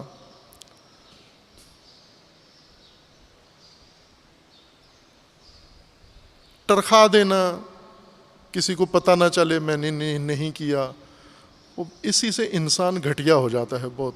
بدعہد انسان اور وفا نہ کرنے والا، ناقص العہد و ناقض العہد، بدترین انسان ہے، پسترین انسان یہ ہوتا ہے۔ تمام مشکلات کی جڑ یہ ہوتا ہے۔ اگر باتقویٰ معاشرہ قائم کرنا ہے، باتقویٰ معاشرے کے لیے شرط یہ ہے کہ اس میں عہد اور وفا انسان اپنائے، عہد کرے اور وفا اپنائے، تقویٰ اس سے حاصل ہوتا ہے۔ اوفو بعہدکم، اپنا عہد وفا کرو، لعلکم تتقون، تاکہ تم باتقویٰ ہو جاؤ۔ تقویٰ تک پہنچنا ہے، عہد سے آغاز کرو اور وفا سے آغاز کرو، اسے تقویٰ کہتے ہیں۔ ہم جو مزاجاً و تربیتاً و تعلیماً و وراثتاً بدعہد اور بے وفا تربیت ہوئے ہیں، کوئی احساس ذمہ داری نہیں کرتا، کوئی جواب دہ اپنے آپ کو نہیں سمجھتا، اور کوئی کسی ذمہ داری کو وفا کرنے کا اپنے آپ کو پابند نہیں سمجھتا۔ لیکن دعوی ایمان و تقویٰ ہے، اور سب سے بڑھ کر ہے۔ اتنا بڑا دعوی ایمان ہے کہ ہم سے بڑا کوئی مومن نہیں ہے، اور ہم سے زیادہ کوئی متقی نہیں ہے۔ یہ کھوکھلا تقویٰ اور کھوکھلے نعرے ایمان کے اور تقویٰ کے، یہ نہ دنیا میں کسی کام آتے ہیں اور نہ آخرت میں۔ ممکن ہے چند انسانوں کو دھوکہ دے دیں ہم دعوی تقویٰ و ایمان سے، لیکن اللہ کو ہم دھوکہ نہیں دے سکتے۔ اللہ تعالیٰ انشاءاللہ ہم سب کو عہد اپنانے اور عہد کو نبھانے کی توفیق عطا فرمائے انشاءاللہ۔ اعوذ باللہ من الشیطان الرجیم، بسم اللہ الرحمن الرحیم۔ انا اعطیناک الکوثر فصل لربک وانحر ان شانئک هو الابتر۔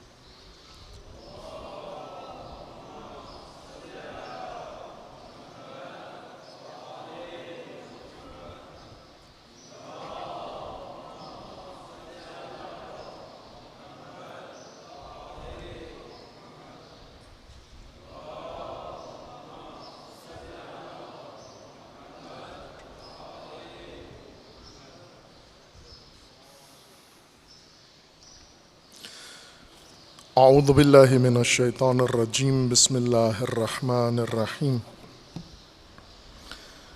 الحمد للہ والصلاة والسلام علی رسول اللہ وآلہ آل اللہ، سیما علی امیر المؤمنین علی ابن ابی طالب علیہ الصلاۃ والسلام، و فاطمۃ الزہرا سیدۃ النساء العالمین، والحسن والحسین سیدی شباب اہل الجنہ وصبطی الرحمہ، وعلی ابن الحسین ومحمد ابن علی وجعفر ابن محمد وموسیٰ ابن جعفر وعلی ابن موسیٰ ومحمد ابن علی وعلی ابن محمد والحسن ابن علی والحجۃ ابن الحسن القائم المنتظر المہدی، حجج اللہ علی عبادہ و امناؤہ فی بلادہ واللعن علی اعدائہم اجمعین من الآن الی قیام یوم الدین۔ عباد اللہ اوصیکم و نفسی بتقوی اللہ، اتقوا اللہ فإن خیر الزاد التقوی۔ بندگان خدا، آپ سب کو اور اپنے نفس کو تقوی الہی کی وصیت کرتا ہوں، تقوی الہی کی نصیحت کرتا ہوں، تقوی الہی کی جانب دعوت دیتا ہوں اور تاکید کرتا ہوں کہ اپنی زندگی تقوی کے مطابق بسر کریں، تقوی کے زیر سایہ زندگی گزاریں اور تقوی کی بنیاد پر نظام زندگی قائم کریں۔ اللہ تعالیٰ نے انسانی حیات کے تحفظ کے لیے تدبیر حفاظتی مقرر فرمائی ہے، جس کا عنوان تقوی ہے۔ تقوی کی ترویج کے لیے، نظام تقوی کی برپائی کے لیے، امت با تقوی کی تشکیل کے لیے اور تربیت کے لیے اہتمام اللہ تعالیٰ نے فرمایا ہے، اور وہ اہتمام ایک اس کا اہم باب نماز جمعہ و روز جمعہ ہے، روز تقوی ہے۔ اور روز جمعہ کے اندر تشکیل امت، جو اصل ہدف اس اجتماعی عبادت کا ہے، وہ با تقوی امت کی تشکیل ہے۔ لیکن پہلے خود نماز جمعہ و روز جمعہ جو مغفول ہے، متروک ہے، مہجور ہے اور فہم دین میں شبہات کا شکار ہو گیا ہے، ضروری ہے کہ اس کے متعلق پہلے ذہنیتیں درست ہو جائیں، سوچ درست ہو، آگاہی مومنین کی کامل ہو جائے کہ دین نے جو مقام روز جمعہ کو اور نماز جمعہ کو دیا ہے وہ مومنین کی آگاہی میں آ جائے، تاکہ اس کے مطابق جمعہ برپا کریں اور جمعہ کا عمل انجام دیں۔ شہید ثانی رحمۃ اللہ علیہ نے نماز جمعہ کے متعلق کامل ترین تحقیق انجام دی ہے، فقہی، اور کئی کتابیں تالیف کی ہیں، جن میں سے ایک خصائص یوم جمعہ ہیں، جو ان خطبات میں زیر باس ہے۔ یہ بتانے کے لیے کہ جو اہمیت نماز جمعہ کی کم ہو گئی ہے یا نظر انداز ہو گئی ہے، اس کو دوبارہ زندہ کیا جائے، احیاء کیا جائے جمعہ کو، احیاء جمعہ و احیاء نماز جمعہ، یہ شہید ثانی کا اصل ہدف تھا۔ خصائص یوم جمعہ میں 16ویں خصوصیت شہید ثانی رحمۃ اللہ علیہ نے یہ بیان فرمائی ہے، الاکثار من الصلاۃ علی النبی صلی اللہ علیہ وآلہ ومن العمل الصالح۔ شہید ثانی فرماتے ہیں کہ روز جمعہ جو اللہ تعالیٰ نے انسان کے لیے مقرر کیے ہیں اعمال، اور روز جمعہ ان کی تاثیر ذکر کی ہے، ان میں ایک کثرت سے رسول اللہ صلی اللہ علیہ وآلہ وسلم پر صلوات پڑھنا ہے، نبی و آل نبی پر کثرت سے صلوات پڑھنا، یہ روز جمعہ کے اہم اعمال میں سے ہے، تاکیدی اعمال میں سے ہے۔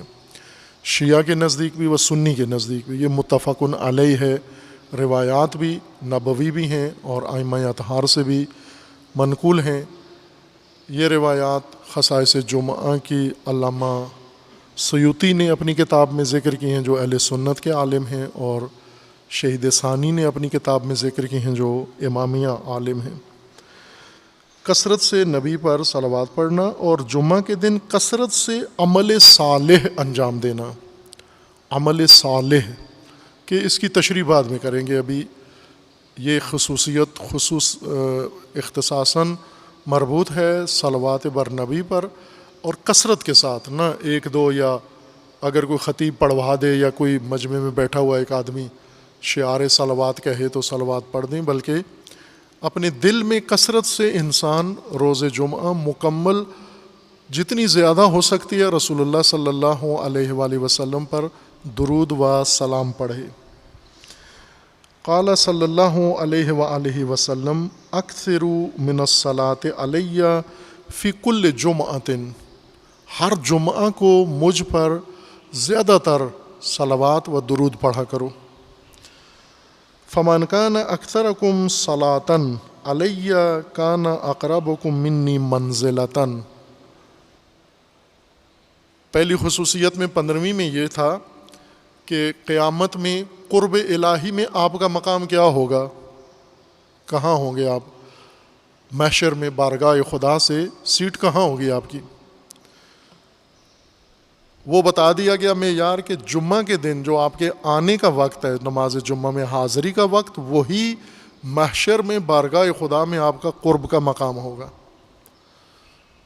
اگر آپ آخر میں آئے ہیں نماز جمعہ میں تو آخر میں ہوگا، اگر آپ سب سے پہلے آئے ہیں تو سب سے پہلے آپ کا مقام وہاں پر ہوگا۔ اس روایت میں ہے کہ آپ روز جمعہ اگر چاہتے ہو کہ ایک بہت ہی عظیم عمل انجام دو، بہت بڑا کام کرو اور جس کا اجر سب سے زیادہ ہو، انجام دینے میں بہت آسان لیکن گہرائی میں بہت گہرا عمل، اور نتیجے کے لحاظ سے، ثواب کے لحاظ سے، اجر کے لحاظ سے بہت عظیم اجر والا عمل، وہ ہے نبی اکرم صلی اللہ علیہ وآلہ وسلم اور آپ کی آل پر کثرت سے درود پڑھنا، صلوات پڑھنا۔ اس سے کیا تعین ہوگا؟ اس سے رسول اللہ کے ساتھ آپ کی قربت کا مقام متعین ہوگا۔ اللہ کے ساتھ قربت نماز جمعہ میں حاضری کا وقت کب آئے ہو آپ، اور اس میں کہا گیا ہے کہ خطیب جمعہ کے خطابت سے پہلے اگر آ گئے ہو، اس وقت تک ملائکہ حاضری لگاتے ہیں۔ جو ہی خطیب کھڑا ہوتا ہے خطبہ دینے، پھر ملائکہ رجسٹر حاضری کا بند کر کے پھر خود شامل ہو جاتے ہیں نماز جمعہ میں، خطبہ جمعہ میں ملائکہ خود شامل ہو جاتے ہیں۔ رسول اللہ صلی اللہ علیہ وآلہ وسلم کے ساتھ ہمارا قرب کتنا ہوگا؟ جمعہ کے دن جتنی کثرت سے آپ نے حضور پر اور آل نبی پر صلوات پڑھی ہے، وہی مقام آپ کا قرب کا رسول اللہ صلی اللہ علیہ وآلہ وسلم کے ساتھ ہوگا۔ وَمَنْ صَلَّى عَلَيَّ يَوْمَ الْجُمْعَةِ مِئَةَ مَرَّةٍ جَاءَ يَوْمَ الْقِيَامَةِ وَعَلَى وَجْهِهِ نُورٌ۔ جس نے جمعہ کے دن 100 مرتبہ رسول اللہ صلی اللہ علیہ وآلہ وسلم پر صلوات پڑھی اور درود بھیجا، قیامت کے دن جب یہ محشور ہوگا تو اس کے چہرے پر نورانیت ہوگی، نورانی چہرہ لے کر اللہ کی بارگاہ میں یہ حاضر ہوگا، نور ہوگا اس کے چہرے پر۔ وَمَنْ صَلَّى عَلَيَّ فِي يَوْمِ الْجُمْعَةِ 1000 مرة لَمْ يَمُتْ حَتَّى يَرَى مَقْعَدَهُ مِنَ الْجَنَّةِ۔ اور جس نے، رسول اللہ فرماتے ہیں کہ جس نے 1000 دفعہ ہر جمعہ کے دن 1000 مرتبہ مجھ پر درود و صلوات پڑھے تو مرنے سے پہلے بہشت میں اپنا مقام اپنی آنکھوں سے دیکھ کر اس دنیا سے جائے گا۔ مرنے سے پہلے اپنا مقام بہشت میں دیکھ لے گا، اور یہ ہو سکتا ہے۔ رسول اللہ صلی اللہ علیہ وآلہ وسلم نے بہت ساروں کو بہشت، مرنے سے پہلے بہشت میں ان کا مقام بتا دیا۔ امام حسین علیہ السلام نے شب عاشور اپنے اصحاب با وفا کو ان کا مقام بہشت میں بتا دیا، جائے شہادت بھی بتا دیا، اور مقام محشر میں اللہ کی بارگاہ میں بتا دیا۔ یہ اس صورت میں ہے کہ اگر آپ ہر جمعہ کو 1000 مرتبہ صلوات نبی اکرم صلی اللہ علیہ وآلہ وسلم پر پڑھیں۔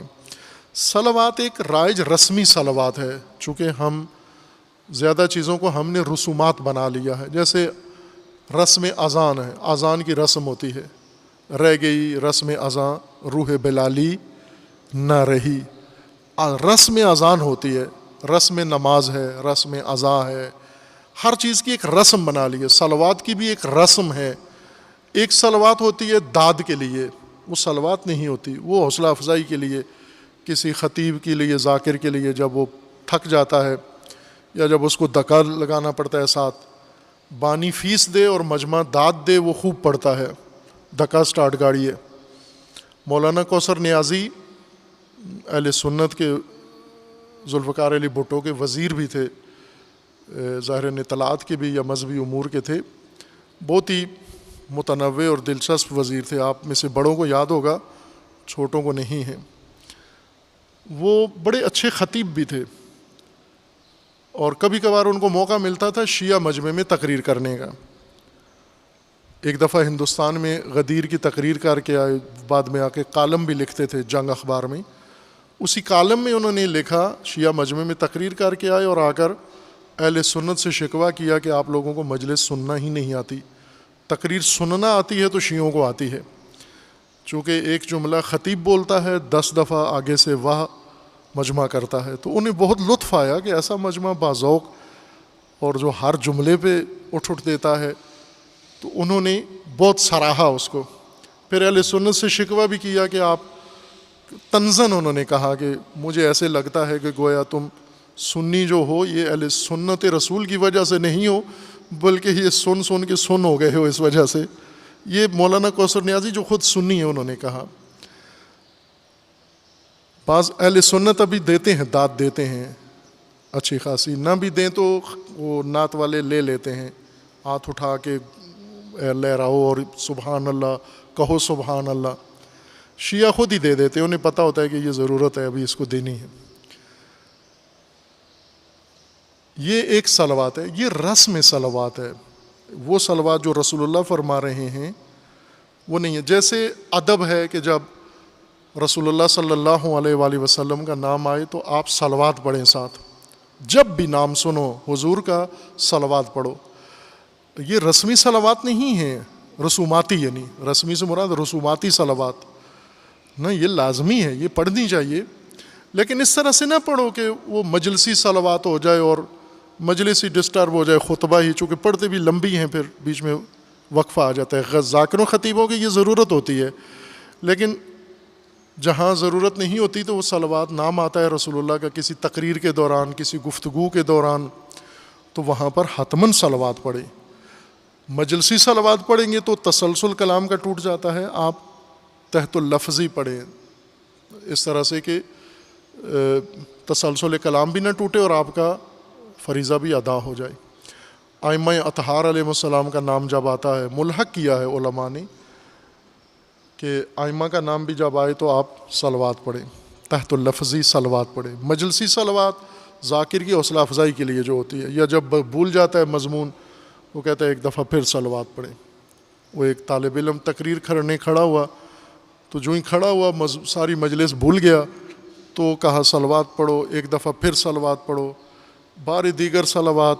تو نیچے سے ایک مومن بولا کہ ایک دفعہ پھر پڑھ دیں صلوات ہم، چونکہ یاد نہیں آ رہا تھا اس کو. تو یہ مجلس، یہ جو صلواتیں ہیں یہ خطیب کی یا کسی اور کی ضرورت کی. یا جیسے بجلی چلی جاتی ہے صلوات پڑھو، اسپیکر ٹھیک کرنا ہے صلوات پڑھو، اور کوئی خرابی پیدا ہو گئی صلوات پڑھو. یہ وقفے کی صلواتیں اور باقی ضرورت کی تحت کی صلواتیں یہ رسوماتی یا رائج صلواتیں ہیں.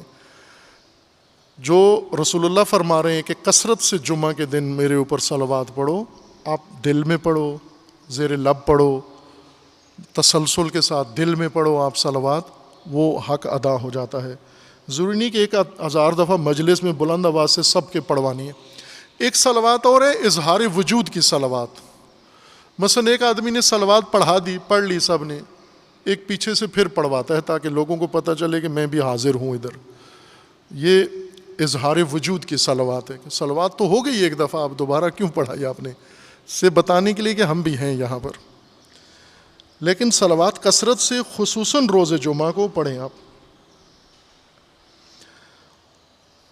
وروى عمر بن يزيد عن الصادق علیہ الصلاۃ والسلام قال اذا كان ليلة الجمعة نزل من السماء ملائكة بعدد الذر بأيديهم أقلام الذهب وقراطيس الفضة لا تكتبون إلى ليلة السبت إلا الصلاة على محمد وآل محمد صلی اللہ علیہ وآلہم اجمعین فأکثر منها. یہ روایت ہے، عمر ابن یزید صحابی ہیں، امام صادق علیہ السلام سے راوی نقل کرتے ہیں کہ امام صادق علیہ السلام نے فرمایا جب لیلۃ الجمعہ، شب جمعہ آتی ہے، جمعرات گزرنے کے بعد جو رات آتی ہے، نزل من السماء ملائکۃ بعدد الذر، آسمان سے فرشتے اترتے ہیں ذرات کائنات کے مقدار تک. جتنی ذرے ہیں زمین پر اتنے ذرات کی تعداد میں ملائکہ اترتے ہیں. بے ایدیہم اقلام الذہب، سونے کے قلم ان کے ہاتھ میں ہوتے ہیں، وقراطیس الفضہ، اور چاندی کے صفحات، لا تکتبون الی لیلۃ السبت، جمعرات کی شب جمعہ آتے ہیں، آسمان سے اترتے ہیں زمین پر، وہ شب پوری زمین پہ رہتے ہیں، روز جمعہ زمین پہ رہتے ہیں، اور اگلی رات جو جمعے کی گزر کے ہفتے والی شب ہفتہ آتی ہے، وہ رات بھی زمین پر ہی رہتے ہیں، ہفتے کے دن تک رہتے ہیں زمین پر، پھر اللہ کی طرف جاتے ہیں۔ اور لکھتے کیا ہیں ان سارے وقت میں، شب جمعہ سے اتر کے ہفتے کے دن تک، لا تکتبون الی لیلۃ السبت الا الصلاۃ، کوئی اور عمل نہیں لکھتے، فقط صلوات لکھتے ہیں، درود و سلام لکھتے ہیں، جو بندگان خدا رسول اللہ صلی اللہ علیہ وآلہ وسلم و آپ کی آل پر صلوات بھیجتے ہیں۔ فاکثر منہا، اس لیے امام صادق علیہ السلام فرماتے ہیں اس راوی کو کہ تو بھی زیادہ تر صلوات پڑھا کر، شب جمعہ، روز جمعہ و آگے شب ہفتہ، چونکہ یہ جمعہ لپٹا ہوا ہے 2 راتوں کے اندر، جمعہ دن کا نام ہے لیکن 2 راتیں جو جن کے اندر یہ لپٹا ہوا ہے، یہ جو 2 بریکٹ ہیں، یہ بھی فضیلت میں جمعہ کے ساتھ ملحق ہیں، جمعہ کی فضیلت ان پر اثر انداز ہوتی ہے، یہ 2 شبیں بھی مقدس ہوتی ہیں۔ وقال یا عمر ان من السنت ان تصلی علی محمد و اہل بیتہ فی کل یوم جمعۃ 1000 مرہ وفی سائر الایام 100 مرہ۔ امام علیہ السلام اس راوی کو فرماتے ہیں اے عمر، تجھے چاہیے کہ تو 1000 مرتبہ روز جمعہ، ہر روز جمعہ رسول اللہ صلی اللہ علیہ وآلہ وسلم و آپ کی آل پر درود پڑھا کر، وفی سائر الایام 100 مرہ، اور باقی دنوں میں 100 مرتبہ، ہفتے کے باقی ایام میں 100 مرتبہ، جمعہ کے دن 1000 مرتبہ درود پڑھا کر۔ وعنہ علیہ السلام، امام صادق علیہ السلام سے مروی ہے، قال رسول اللہ صلی اللہ علیہ وآلہ وسلم، امام صادق علیہ السلام روایت نقل فرما رہے ہیں رسول اللہ صلی اللہ علیہ وآلہ وسلم سے، اکثروا من الصلاة علی فی لیلۃ الغراء والیوم الازہر، روشن و تابندہ رات اور روشن اور درخشان دن میں مجھ پر کثرت سے صلوات پڑھا کرو۔ اکثرو، زیادہ تر، تابندہ رات، روشن رات اور درخشان دن میں مجھ پر زیادہ صلوات پڑھا کرو۔ خوب کون سی روشن رات ہے؟ راتیں تو ساری تاریک ہیں، اور کون سا روشن دن ہے؟ دن سارے روشن ہیں۔ رسول اللہ فرماتے ہیں کہ وہ ہے لیلۃ الجمعہ و یوم الجمعہ، وہ شب جمعہ ہے لیلۃ الغراء، اور وہ روز جمعہ ہے یوم الازہر۔ فسئل الی کم الکثیر، کتنا پڑھیں ہم، کتنا زیادہ پڑھیں صلوات؟ رسول اللہ سے پوچھا گیا، فقال الی 100 وما زادت فہو افضل، 100 دفعہ پڑھو اور 100 سے جتنا زیادہ ہو اتنا بہتر ہے۔ وروى الصدوق فی الصحیح عن ابی عبداللہ علیہ السلام، مرحوم شیخ صدوق رحمۃ اللہ علیہ نے یہ روایت نقل فرمائی ہے اپنی کتاب میں، انہ سئل عن افضل الاعمال یوم الجمعہ، امام صادق علیہ السلام سے پوچھا گیا کہ روز جمعہ سب سے افضل عمل کیا ہے؟ فقال الصلاة علی محمد وآل محمد 100 مرہ ومرة بعد العصر وما زدت فہو افضل۔ امام علیہ السلام فرماتے ہیں 100 مرتبہ درود و سلام رسول اللہ صلی اللہ علیہ وآلہ وسلم پر، اور 1 دفعہ درود و سلام نماز عصر کے بعد، اور اس پر جتنا بڑھاؤ اتنا ہی زیادہ بہتر ہے۔ روز جمعہ جتنا زیادہ رسول اللہ پر درود و سلام پڑھو اتنا بہتر ہے۔ وَأَنْ أَحَدِهِمَا علیہم السلام، یہ تعبیر بعض روایات کے اندر آتی ہے، راوی روایت کرتے ہیں ان احدہما علیہم السلام، یعنی یا امام باقر علیہ السلام سے یہ روایت ہے یا امام صادق علیہ السلام سے، چونکہ بعض راوی شاگرد ہیں دونوں ائمہ کے، امام صادق علیہ السلام سے بھی روایات نقل کرتے ہیں اور امام باقر علیہ السلام سے بھی، اس لیے ان احدہما یعنی ان دو ائمہ میں سے صادقین علیہ السلام میں سے کسی ایک بزرگوار سے یہ روایت مروی ہے، وہ یہ ہے اذا صلیت یوم الجمعہ فقل، جب نماز جمعہ پڑھ لو پھر اس کے بعد یہ کہو اللہم صلی، یہ طریقہ بتایا جا رہا ہے۔ ابھی پاکستان میں ایک دم کٹی صلوات پاکستان سے باہر بھی ہے، لکھی بھی جاتی ہے، پڑھی بھی جاتی ہے، صلی اللہ علیہ وسلم، سنتے ہیں نا آپ، ٹی وی پہ بھی سنتے ہیں، تقریروں میں سنتے ہیں، علماء سے سنتے ہیں، بڑے اچھے اچھے لوگ ہیں، صلوات پوری نہیں آتی، وہ صلوات جو رسول اللہ نے سکھائی ہے وہ نہیں آتی پوری، اور جو ائمہ نے سکھائی ہے وہ نہیں آتی، حتیٰ اکابرین اہل سنت نے جو صلوات پڑھی ہے اور پڑھائی ہے وہ بھی نہیں آتی، بھول گئے ہیں، تعصب میں بھول گئے ہیں، کینے میں بھول گئے ہیں، اور اہل بیت سے دوری کی وجہ سے اصل صلوات ہی بھول گئے ہیں۔ اس کو صلاۃ ابتر کہتے ہیں، دم کٹی صلوات، یعنی وہ صلوات جو رسول اللہ پر ہو اور اس میں آل کا ذکر نہ ہو۔ اور بعض ایسے ہیں جنہوں نے، بعضوں نے تو کاٹ دی، آل کا لفظ کاٹ کے صرف حضور پر، نبی پر صلوات پڑھتے ہیں، بے ادبی ہے یہ صلوات پڑھنا۔ اور اسی طرح بعض ایسے ہیں جنہوں نے آل کو شامل کرنے کے لیے ساتھ اور بہت کچھ شامل کر دیا ہے، اصحاب کو شامل کر دیا اور دیگر ہستیوں کو، شخصیات کو، وہ اچھے لوگ ہیں، باکرامت لوگ ہیں۔ اب امہات الرسول کم حیثیت والی ہستیاں تو نہیں ہیں، یا اصحاب رسول میں سے وہ جید صحابہ وہ کم مقام والے نہیں ہیں، بہت اعلیٰ ہیں، قرآن کریم نے ان کا درجہ بہت اعلیٰ و بلند بیان فرمایا ہے۔ لیکن جہاں تک ادب صلوات کا ہے، صلوات رسول اللہ صلی اللہ علیہ وآلہ وسلم و آل رسول کے لیے، جس طرح درود ابراہیمی عموماً اہل سنت میں زیادہ رائج ہے، شیعہ درود ابراہیمی کم پڑھتے ہیں، پڑھا کریں، وہ بھی درود ہے، سلام ہے۔ جس طرح صلوات پڑھتے ہیں کہ آپ کبھی کسی کو دیکھا ہے درود ابراہیمی پڑھے ہوئے کہ کما صلیت علی ابراہیم، پھر اس کے بعد کیا کہتے ہیں وآل ابراہیم، حضرت ابراہیم پر درود اس وقت تام و کامل ہے جب آل ابراہیم پر بھی پڑھا جائے کہ حضرت ابراہیم نے اسی طرح تعلیم دیا تھا، رسول اللہ نے اسی طرح تعلیم دیا تھا، اللہ تعالیٰ نے اسی طرح تعلیم دیا ہے۔ جس طرح حضرت ابراہیم نے جہاں پر بھی اللہ نے نعمت عطا کی اپنی ذریت کو بیچ میں شامل کیا ہے، اسی طرح اللہ تعالیٰ نے جہاں بھی درود و سلام اور جہاں پر بھی رحمتوں کا ذکر کیا ساتھ آل ابراہیم کو بیچ میں شامل کیا ہے۔ اسی طرح رسول اللہ صلی اللہ علیہ وآلہ وسلم پر درود آل کے ساتھ کامل درود ہے، آل کو نکال کے درود کامل نہیں ہے۔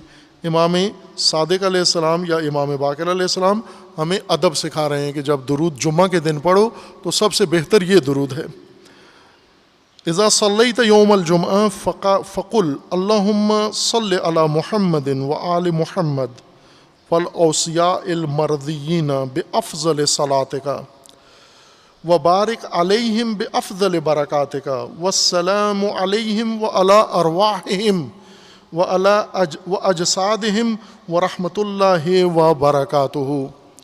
اے پروردگار درود بھیج محمد و آل محمد پر اور وہ اوصیاء پر جو تیری رضا کے مالک ہیں، بافضل صلوات کا سب سے کامل ترین صلوات، اعلیٰ ترین صلوات، افضل ترین صلوات، وبارک علیہم بافضل برکاتک اور برکتیں نازل فرما نبی اکرم و آل نبی پر اور اوصیاء پر سب سے اعلیٰ برکتیں و افضل برکتیں، والسلام علیہم اور ان پر سلام نازل فرما، وعلی ارواحہم و اجسادہم ان کی ارواح پر بھی اور ان کے اجساد پر بھی سلامتی نازل فرما، ورحمۃ اللہ وبرکاتہ۔ یہ کامل ترین طریقہ ہے درود کا جو ائمہ ہدیٰ علیہ السلام نے تعلیم دیا ہے۔ فَإِذَا قُلْتَهَا كَتَبَ اللَّهُ لَكَ مِئَةَ أَلْفَ حَسَنَةٍ، جب آپ یہ کہتے ہیں، یہ پڑھتے ہیں، تو اس وقت ہر درود کے بدلے میں مئۃ الف مئت الف 100,000 کتنا ہوتا ہے 100,000 1,00,000 1,00,000 حسنات ایک دفعہ درود پڑھنے کے بدلے میں 1,00,000 حسنات آپ کے نامہ عمل میں لکھ دیے جاتے ہیں.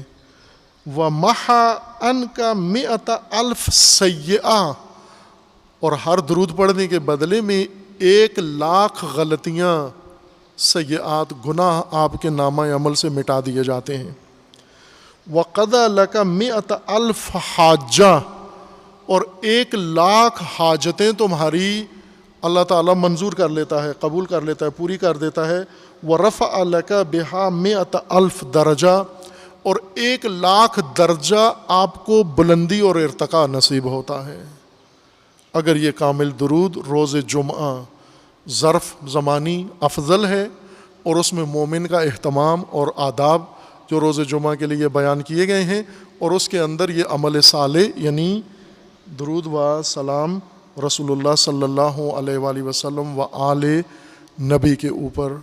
خوب یہ بھی آداب جمعہ میں سے ہے اور یہ بھی تربیت انسان کے لیے ہے. اتنا عظیم اجر اس عمل کے اوپر اللہ تعالیٰ نے مقرر فرمایا اور مقدر فرمایا ہے.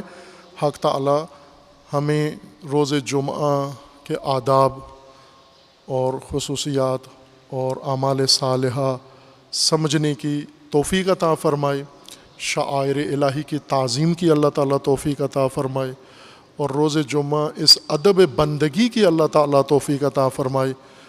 اور خداوند تبارک و تعالیٰ جو رکاوٹیں ہمارے دلوں میں, ہمارے نفوس میں, ہمارے ماحول میں دامنگیر ہیں, جن کی وجہ سے ہم سست ہو جاتے ہیں, لاپرواہ ہو جاتے ہیں, اللہ تعالیٰ ان سب سے ہمیں نجات عطا فرمائے. اور یہی وقت ہے جس میں اللہ تعالیٰ دعا بھی قبول فرماتا ہے, اور دعا ہے بارگاہ الہی میں اللہ تعالیٰ اس وبا سے, مصیبت سے, بیماری سے تمام بشریت کو و تمام انسانیت کو, تمام مسلمین کو, مومنین کو اور تمام ہم وطن پاکستانیوں کو اللہ تعالیٰ سب کو شفاء کاملہ عطا فرمائے انشاءاللہ. اور جو اس وبا کے نتیجے میں اور اس کے بغیر دیگر کسی وجوہات سے وفات پا چکے ہیں, اللہ کو پیارے ہو گئے ہیں, اللہ تعالیٰ ان کی مغفرت فرمائے انشاءاللہ. اعوذ باللہ من الشیطان الرجیم بسم اللہ الرحمن الرحیم. قل هو اللہ احد اللہ الصمد لم یلد ولم یولد ولم یکن لہ کفوا احد. صدق اللہ.